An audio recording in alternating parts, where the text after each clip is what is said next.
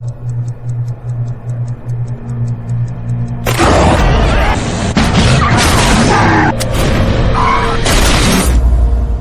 latest information that we have is that no one is allowed to leave site. Give everyone their passports back now! Move!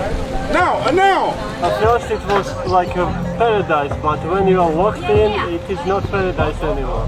I didn't really expect to get here and experience the last festival on Earth.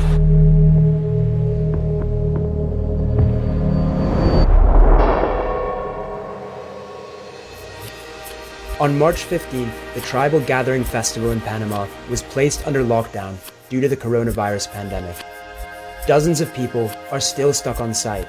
It's now the last festival on Earth. When I first got here, I didn't even know what the coronavirus was. And then maybe about 2 weeks later, some other crew members came through the airport and they said they got tested for this thing called coronavirus. I kind of thought pretty much nothing of it at the time. It wasn't until the 10th of March before the coronavirus came to Panama, and it was pretty quick after that it started to have effects on what was going on at the festival. Tribal Gathering was designed to be a temporary paradise where people from Western cities could learn from indigenous communities how to rebalance society and live in symbiosis with the Earth. But the Earth doesn't always play ball.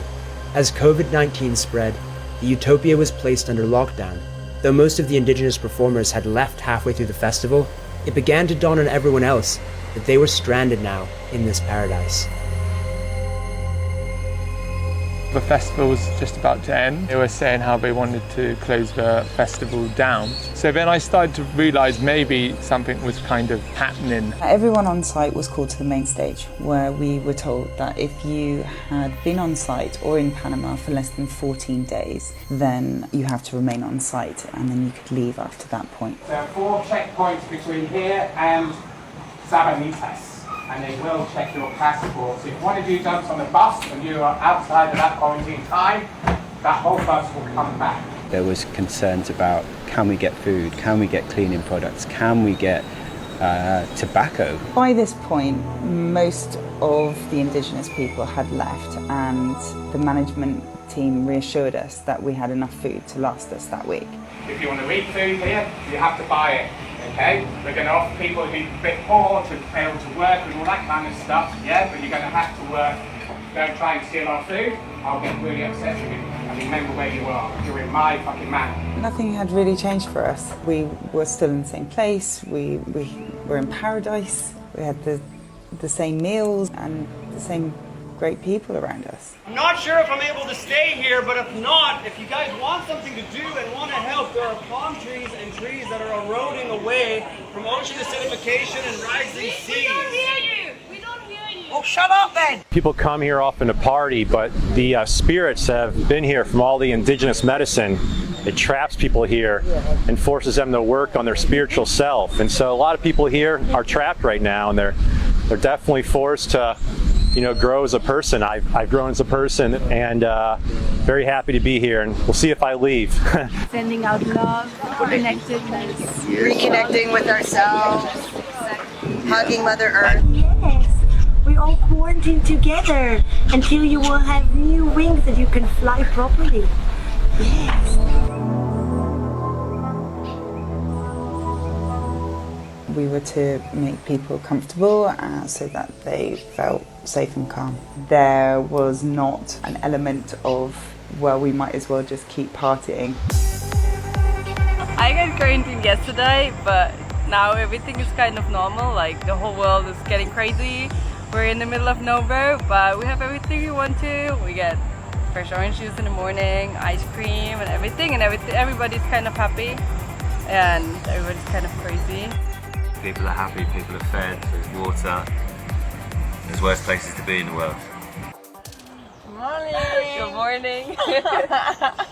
By the time it got to the Sunday, we started seeing the army, a lot of authorities, the police and stuff coming. I think really then it started to hit me that this isn't just like a normal closing down of a festival. The military and the police came to the festival site. The problems for people leaving started to happen where there was checks on people's passports that had to happen. There were checks on people's health. They had the fever test on their forehead. Shuttle buses had been running, so anyone that could leave was allowed to. We thought initially the bus had broken down. However, we were told it was stopped by the authorities, even though they had given permission for these buses to leave, for people to get their flights, to get out of Panama. A couple of people were dragged forcibly off the bus and they slept outside on the ground. The next day they were brought back, but the police had kept their passports. The mood definitely changed in terms of how serious it had become. The latest information that we have is that no one is allowed to leave site unless they've got a flight the next day. And that flight needs to be confirmed and it needs to be proved. Buenos días. Soy el mayor Edgardo Bonilla de la Policía Nacional. We dragged her off the bus and made people think on the fucking ground. The reason why he left people out sleeping in the grass last night is because that was better than taking them to the airport and risking other people getting infected with the virus that we don't have. Give everyone their passports back now. Y perdiendo los vuelos porque no podemos salir de aquí. Hay gente que ha perdido. People would be allowed to leave and they wouldn't, then there was 14 days quarantine, then there wasn't, and it was just madness. It was becoming increasingly difficult, quite literally every couple of hours, to get out of there. The dates just kept being pushed back all the time. The last 4 days I've had up to 6 or 7 different scenarios of what is to happen. You can go to another country, they can still leave you enter, like Nicaragua still make people enter in. But what happens if this gets more crazy and then you are there? I don't know what to think about. These are like huge decisions that we have to make because it's like, should I stay, should I go? And there's no way to make that decision. The U.S. is not doing jack shit to help American citizens. I feel like everyone is just, in a big twirl, or how we say in Spanish, un gran mareo. Everyone's just kind of dizzy and trying to figure out things, about what to do, where to go, and who to trust, because there has been situations where the military are being very aggressive. Move, move, move!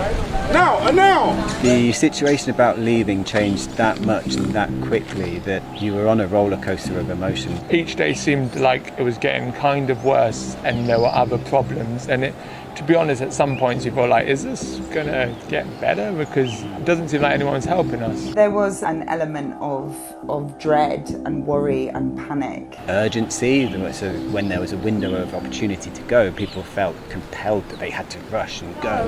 They need to go there. Thanks. Flights still have tickets for $350 USD to Canada for today through Sunday. So you're responsible for all costs, so this is just a transport option out of here without a flight confirmation. Yeah, we will take it. Yeah. Eventually, it got to a point where we stopped the quarantine here after talks with immigration and the health and the tribal gathering lawyers chatting for ages, and it got to a point where people could leave. Bye, everybody. The lockdown on site would no longer be enforced, but by now, most flights out of the country had been cancelled. The responses were pretty quick from the French embassy, the Hungarian embassy, the German embassy. They were like, yep, we're coming down, we're going to extract our people, we're going to get them home. Meanwhile, we are still really waiting and getting quite frustrated about where our embassy is, the British embassy. As punters became forced to lean on their embassies to escape, the global community quickly became a list of distinct nationalities. Tomorrow there'll probably be a different thing. Maybe the embassies will like private jets. Some like, you never know. It might be a helicopter that comes down and like you all just dive in. I don't know. How I eventually got off site, we received an email from the embassy saying that they would come with embassy buses, I think because there was a lot of pressure through social media. They're taking us to the British embassy, which is good. We're going to kick up a fuss there, but They've told us that we have to sort our own accommodations out and transport and things like that, which is, you know, great. Thanks, UK. Sleep over at the embassy's house. Whoa. After the British embassy drove its citizens to Panama City, many of them became stranded there indefinitely, subject to strict quarantine. I live in Panama for the next 30 days at least. I feel really sad. I just want to go home. Most of the punters were eventually able to leave, but the organizers, the true believers, and people who were unable to get a flight in time stayed behind. We're still here 20 days after the festival finished. We are creating a tribe from tribal gathering. We're in paradise, we have the beach, we have the jungle. It's a privilege. There are dozens of people still stranded on site. No one knows when they'll be able to come back, and when they do, what kind of world they'll be returning to. They're now some of the millions of people currently stranded around the world due to the pandemic.